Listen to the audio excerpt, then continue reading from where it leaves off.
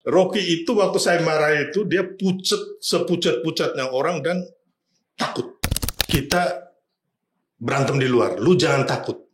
Lu jangan kabur, gue bilang gitu. Dia jalan keliling, dia loncat bang. Dia loncat begini. Habis itu dia begini bang. Dia kabur langsung. Kabur bener-bener. Ke bawah. Aku ngecut lah kalau menurut saya. Kenapa lu kabur? Ya kan, jawab dong. Kata, kau lapor aja, saya bilang. Kau lapor siapapun di Republik ini. Saya gak peduli. Itu bang. Jadi ini orang selain pengecut, manipulatif. Rocky terlalu kecil sama Chico ini bukan lawan saya. Kalau saya mau kan saya udah pukulin bang.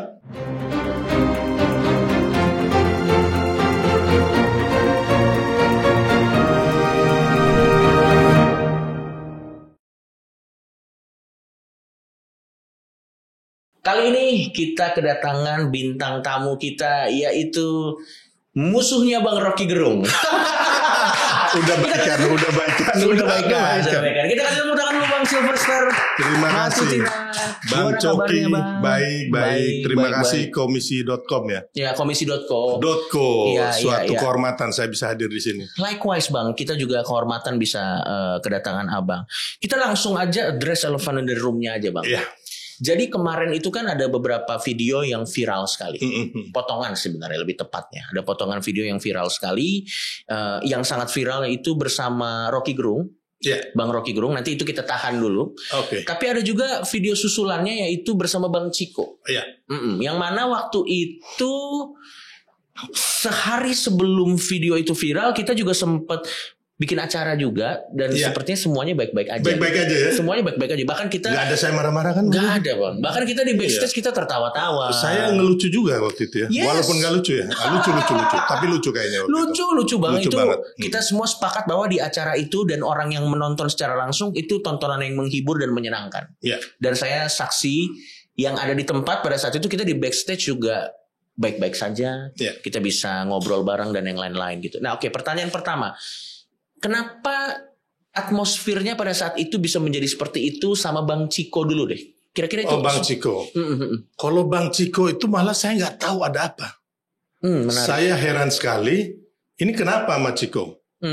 Jadi kronologinya itu sebenarnya sama Bang Rocky dulu cekcok, baru akhirnya sama Bang Chico ya? Sama Bang Chico. Tapi kalau yang Bang Chico saya sama sekali nggak tahu. Saya sama Chico juga kawan baik sih sebenarnya. Ya waktu ingat nggak kita bercanda terus kan waktu itu. Terus saya nggak tahu apakah dia lagi galau atau lagi sakau, ya kan? Terus atau ada yang nyuruh, ya kan? Mungkin teman-temannya WA, ya kan? Ya aku nggak tahu. Tapi waktu itu dia ngotot, ya saya sama sekali nggak ngerti gitu. Saya heran juga. Tapi terakhir saya ngomong sama dia, saya bilang, Chico, kita ini berkawan, lu ada apa sih? Gue bilang gitu, ya kan? Gini aja, ya. Nanti habis ini, gue pastiin, ya, kita berantem di luar, lu jangan takut, lu jangan kabur, gue bilang gitu. Terus Chico pucat bos. Baliklah dia di kursi. Tahu nggak apa yang dia lakukan? Apa? Dia di kursi dia begini sama gue. Jadi gue pikir kawan-kawan gue ini sakit gitu loh, termasuk si Rocky kan. Apa gitu loh. Dan yang di Rocky itu bang, yang off air, itu juga dia ada demonstrasi bang. Dia punya bela diri, seolah-olah nantang saya. Ini tidak ada potongannya di mana-mana. Tapi lo lihat ini, ada nggak potongan videonya? Nggak ada itu. Tapi ini banyak yang menyaksikan saat itu. Ada ya teman-teman mahasiswa itu. Tapi saya nggak tahu apa nggak. Jadi gini, saya udah selesai. Abis waktu itu kan kita cerita ya kronologisnya ya. Silakan bang. Awal itu kan dia, saya rasa dendam sama saya karena waktu di acara Bang Karni Ilyas. ILC Bang Karni Ilyas. Waktu itu si Rocky, Bung Rocky ini memfitnah Pak Jokowi. Ya kan, mengatakan ada dua hal yang dia fitnah. Pertama dia bilang Pak Jokowi itu akan menguasai IKN bersama Mas Gibran dan cucunya Yan Etes. Berarti kan Rocky Gerung udah tahu dong kejadian masa depan nih dia. Ya kan? Terus yang kedua dia bilang Pak Jokowi akan mengambil alih PDIP dan Golkar. Karena Pak Jokowi itu iri hati dengan Bu Mega dan Pak SBY yang setelah purna tugas punya partai. Pak Jokowi nggak punya partai. Ini ada track recordnya, jejak digitalnya ada ya? Ada di ELC kok itu. Baik. Nah, setelah itu saya tanya dia, saya bilang, Bung Rocky, Anda ini kok bisa tahu kejadian masa depan dan hati orang gitu loh. Lagi iri hati, galau, putus cinta kah, ya kan? Anda ini paranormal atau Tuhan? Dia nggak bisa jawab, bos. Asli itu dia nggak bisa jawab. Habis itu dia berdiri, dia kabur. Dia bilang saya onderdil. Nah ini kan cari penyakit ini orang ini. Harusnya kamu jawab dong.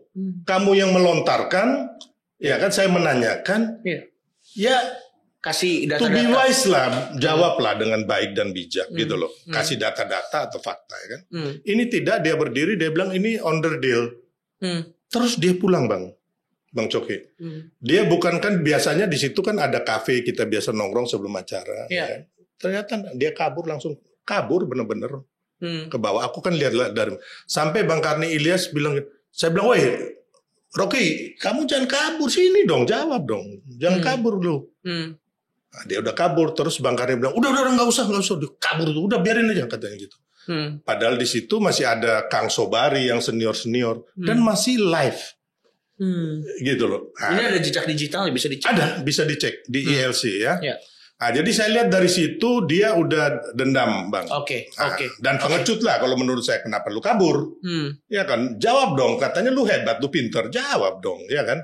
Nah, setelah itu acaranya Aiman, waktu dia datang kan kami duluan tuh berlima, ada narasumbernya. Udah dia datang telat. Waktu dia datang dia duduk, aku begini sama dia, nganggukin kepala gitu kan. Dia nggak jawab. Friendly ya. Saya nggak ada masalah. Iya. Dan dia nggak jawab, bos. Pas giliran dia, tiba-tiba dia ngomong, nggak ada angin, nggak ada ribut, dia langsung menyerang pribadi kami. Ada 2 narsum di sini adalah penjilat. Penjilatnya Pak Jokowi maksudnya. Itu memang spesifik ke abang itu pada saat itu. Ya 2 orang itu kan hanya saya dengan Emmanuel Ebenezer. Yang istilahnya ketua relawan Jokowi. Yang satu kan teman itu dari PKS. Ya kan, yang di sebelah sana kan Ciko, terus ada Geis pendukung Pak Anies sama Bung Rocky. Nah, dia bilang saya penjilat, abis itu hidupnya menyakitkan. Gila nggak Bang? Gua ini orang yang sangat berbahagia di dunia Bang. Saya boleh proklamirkan itu. Karena apa? Saya dari kecil itu punya saya punya bahwa saya punya slogan lah istilahnya, saya itu hidup itu harus bersyukur dan berbahagia. I'm the king of happiness. Gitu loh Bang. Jadi saya bilang sama Rocky, ya kan? Setelah tadi tuduhan yang diberikan. Tuduhan itu, dia bilang hidupnya menyakitkan. Saya bilang, Rocky, kamu lihat muka saya ini bersinar. Ya, hidup kami bahagia. Hidup saya bahagia. Bukan kau yang bujangan lapuk. Hidupnya susah dan bujangan lapuk. Nah, sudah dong. Nah, setelah itu saya menanyakan ke dia, ya kan?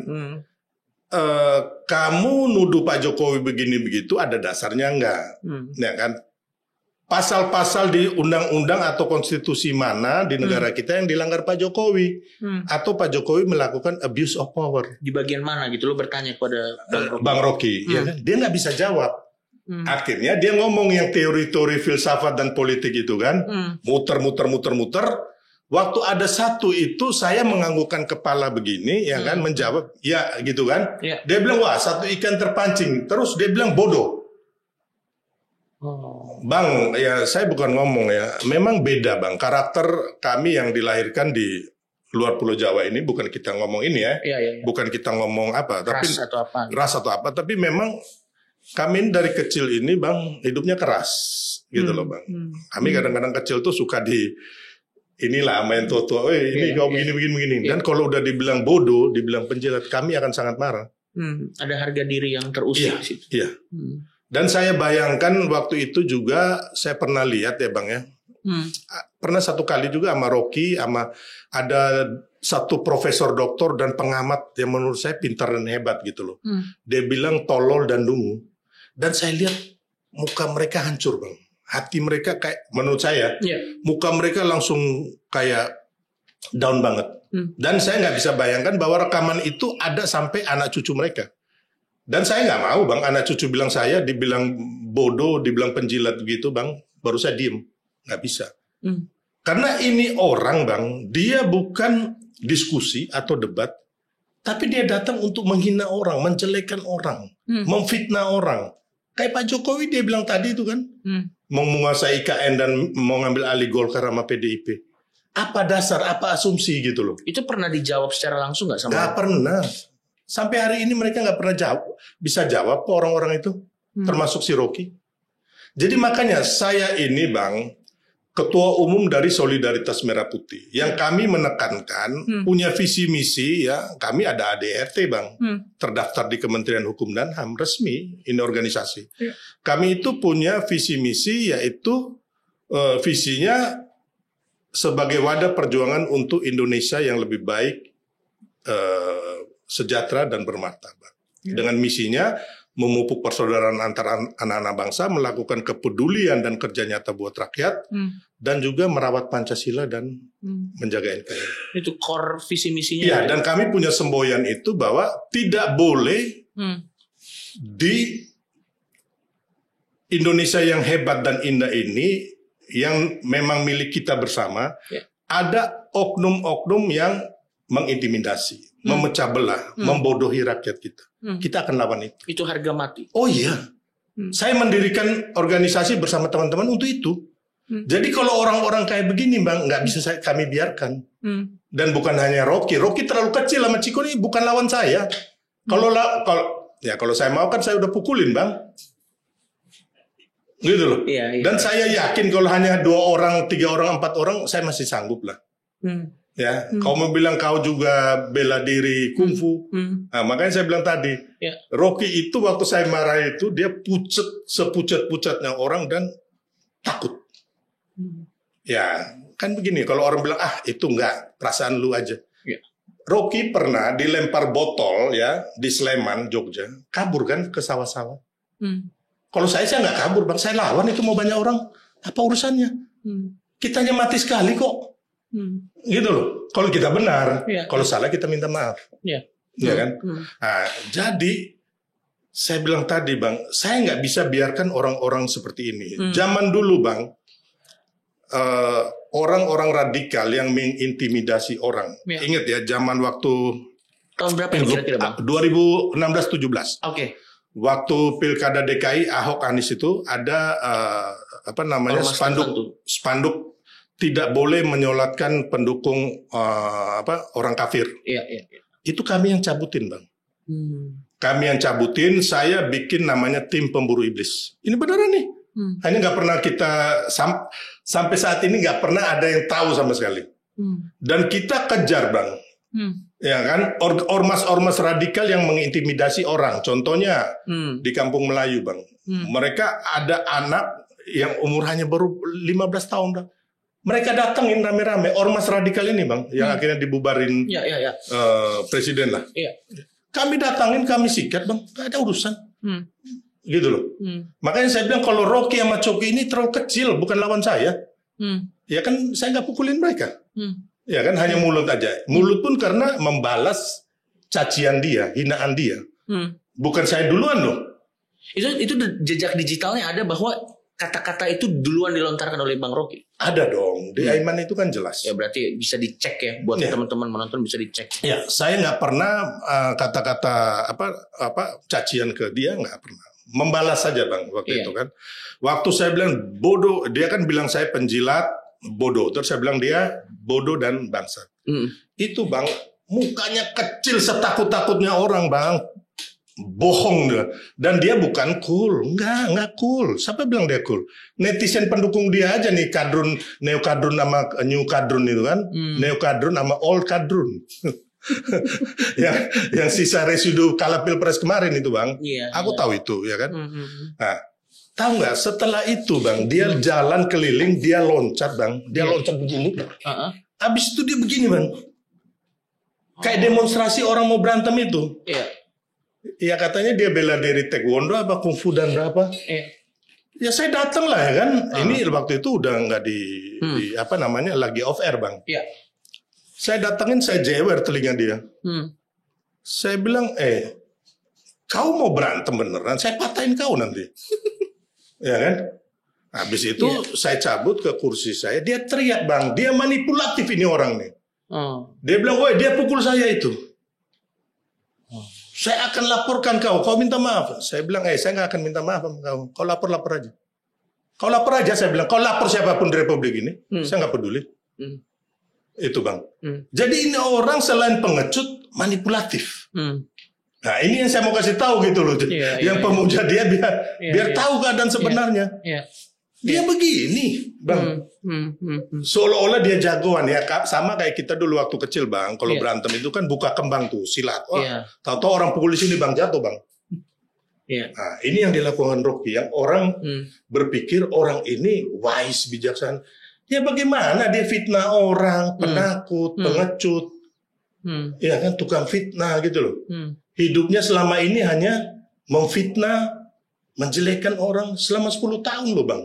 Pak Jokowi. Terus hidup dia selain itu apa gitu loh.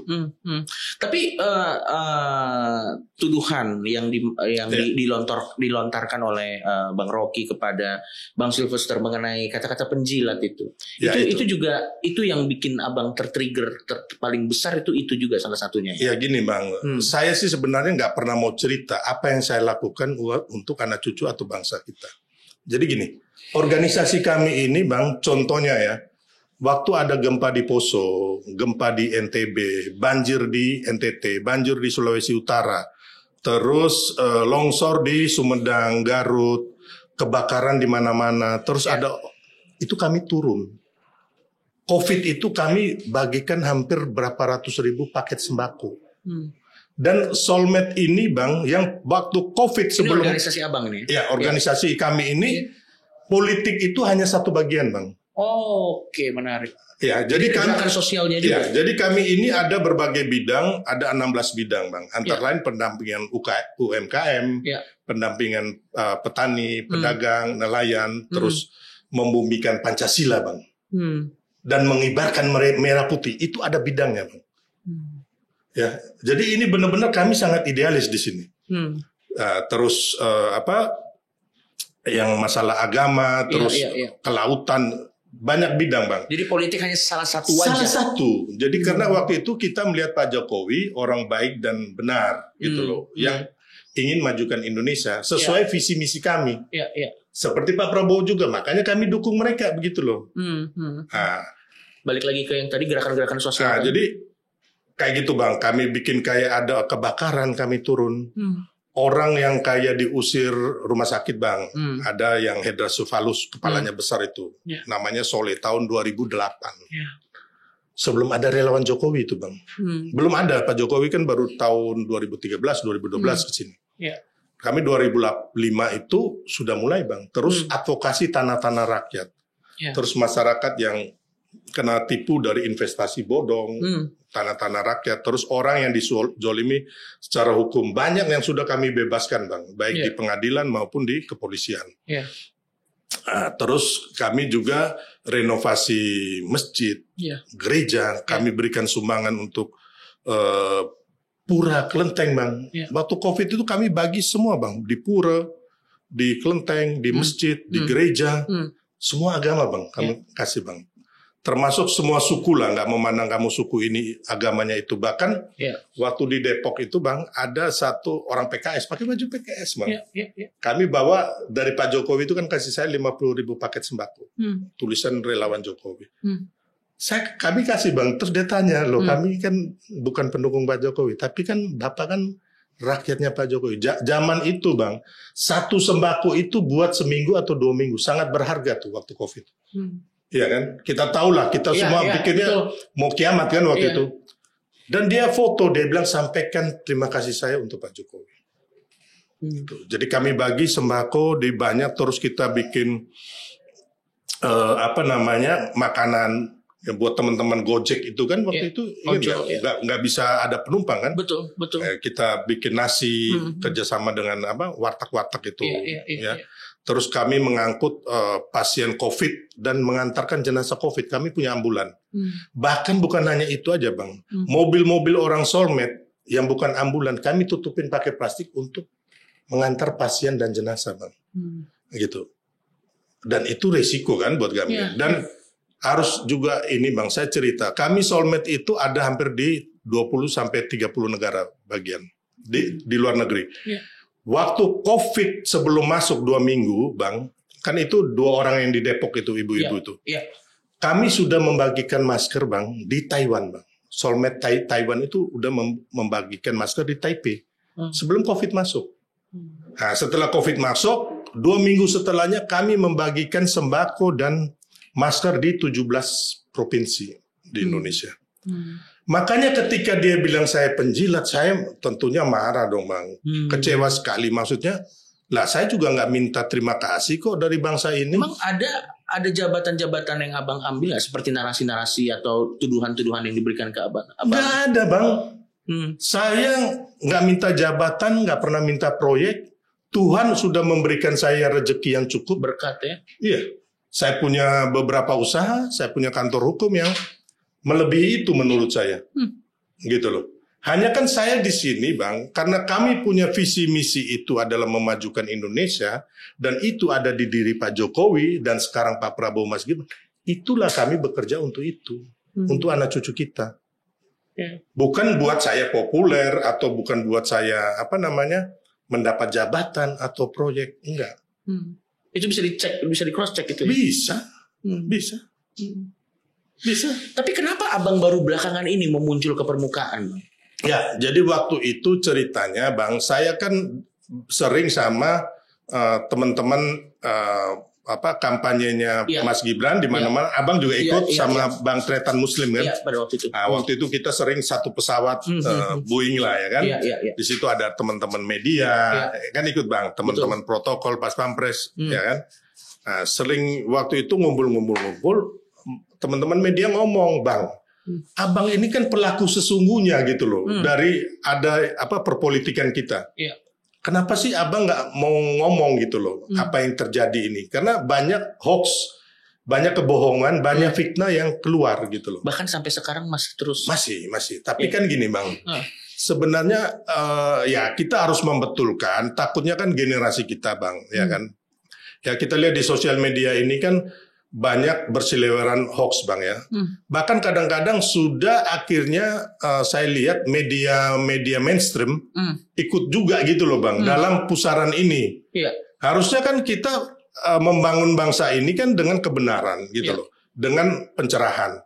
Nah, orang-orang ini yang kolamnya memang nggak banyak, Bang. Kalau kita lihat kan Presiden Jokowi ini sampai hari ini kemarin itu ada survei dari Litbang Kompas. Bahkan survei dari indikator, ya kan, yang menurut saya survei yang saya harus percaya, kredibel, ya kan, mengatakan bahwa Pak Jokowi ini citra positifnya ini 89,6% kalau nggak salah. Terus dia punya penerimaan approval ratingnya di atas 70%. Jadi kalau kita lihat antara sosial media dengan dunia nyata beda jauh. Nah, makanya kemarin sebenarnya, Bang, kita itu di tim kampanye nasional itu senang, Bang, waktu kayak FX Rudy menjelekan Ibu Iriana, Pak Ahok menjelekan Pak Jokowi, Bu Mega, Adian mereka, ya kan, terus Anies Baswedan, Ganjar. Kami senang, Bang. Ya kan? Karena di situ adalah kunci kemenangan, Bang. Jadi orang yang jarang bersosial media, silent majority, itu yang mereka nggak terima Pak Jokowi, Pak Prabowo, Mas Gibran digituin, Bang. Dan mereka akhirnya, Bang, mereka nusuklah di TPS itu, Bang. Kunci kemenangannya itu. Ya, selain efek Pak Jokowi dan Pak Prabowo sama Mas Gibran ya. Nah, itu yang kadang-kadang sampai saat ini mereka itu nggak berubah, kawan-kawan yang kalah ini, Bang. Nggak bisa move on gitu loh. Harusnya kan kemarin udah kalah karena faktor itu. Pak Prabowo dulu kalah juga kan sama faktornya. Ya kan karena hoax. Ingat nggak Ratna Sarumpait?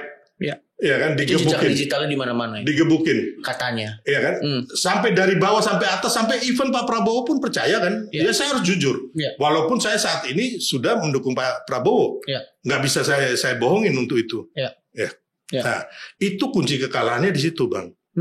Harusnya kalau mereka smart, pinter, ya kan, kita lihat Bu Mega waktu itu mengatakan kita akan kalahkan mereka dalam satu putaran. Ya kan, Adian bilang, wah kita akan kalahkan mantu Soeharto sama anak haram konstitusi. Ya dari Hong Kong, ya kan. Ya kalah-kalah aja lah intinya. Makanya memang kalah itu menyakitkan, Bang. Tapi kan kita harus hidup itu kesatria lah, ya kan, jantan. Saya juga pernah mengalami kekalahan, mengalami nggak punya uang, mengalami segala macam. Pernah ada di fase itu ya? Sudah pernah itu. Tapi kan saya bilang tadi, karena hidup saya ini selalu bersyukur dan berbahagia, bagi saya tidak ada persoalan. Makanya waktu kemarin Rocky Gerung, Bang, emang orang pikir saya menyesal. Saya nggak ada menyesal sama sekali. Saya bahagia kok. Saya pulang, istri anak saya telepon senang. Saya punya senior, saya punya semua orang dari seluruh Indonesia sama luar negeri, bahkan sampai hari ini mereka mendukung. Ya saya nggak mau pusing, Bang, sama itu yang nyinyir. Emang gue pikirin. Pak Jokowi aja nggak mikirin, Pak Prabowo aja nggak mikirin.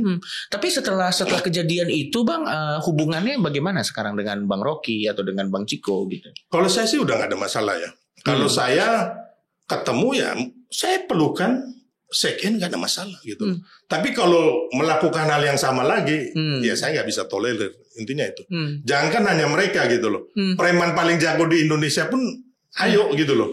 Ataupun radikal-radikal itu. Karena ini masalah prinsip ya, Bang. Iya. Iya, Bang. Dan saya kan tidak ada kepentingan saya lakukan itu, jangan besok nggak jadi menteri nih. Nggak ada urusan. Menteri itu nomor 999, Bang. Yang penting saya memberikan kebenaran, pencerahan buat bangsa saya gitu loh. Iya.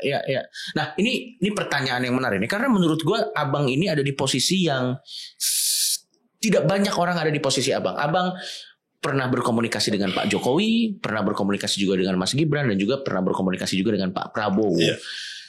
Banyak narasi-narasi yang liar nih di sosial media yang mengatakan bahwa ada keretakan hubungan.